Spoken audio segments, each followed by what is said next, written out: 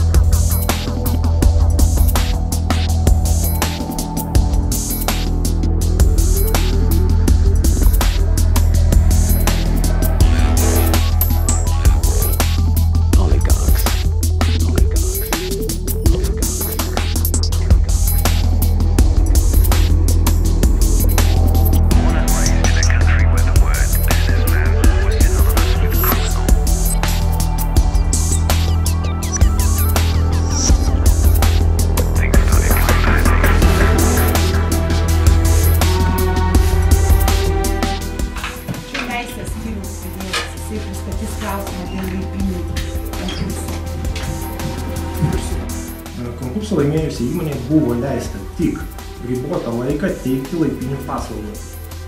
Parko ar teritorijos niekas neatidavė ir neišnuomojo. Jis iki šiol yra valdomas savivaldybės ir prieinamas visiems laisvai.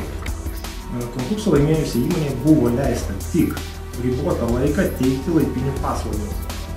Parko ar teritorijos niekas neatidavė ir neišnuomojo. Jis iki šiol yra valdomas savivaldybės ir prieinamas visiems laisvai. Taip pat atkreipiame dėmesį į tai, kad konkursų laimėtojas įsipareigojo investuoti pasiūlymą nurodytą sumą ir mokėti tarybos nustatytą rinkliavą. Taip pat atkreipiame dėmesį į tai, kad konkursų laimėtojas įsipareigojo investuoti pasiūlymą nurodytą sumą ir mokėti tarybos nustatytą rinkliavą. Taip pat atkreipiame dėmesį į tai, kad konkursų laimėtojas įsipareigojo investuoti pasiūlymą nurodytą sumą ir mokėti tarybos nustatytą rinkliavą.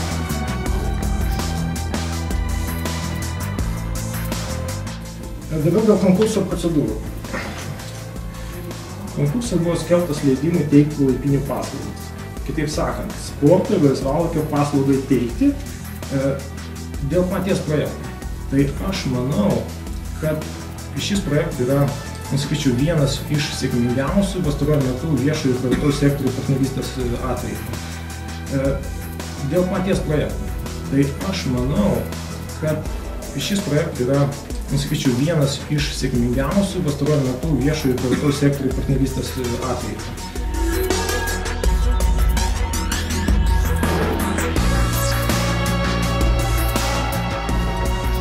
Nusprendėme miesto parke atsiradus galimybei jį ir tokią savo verslo idėją įgyvendinti.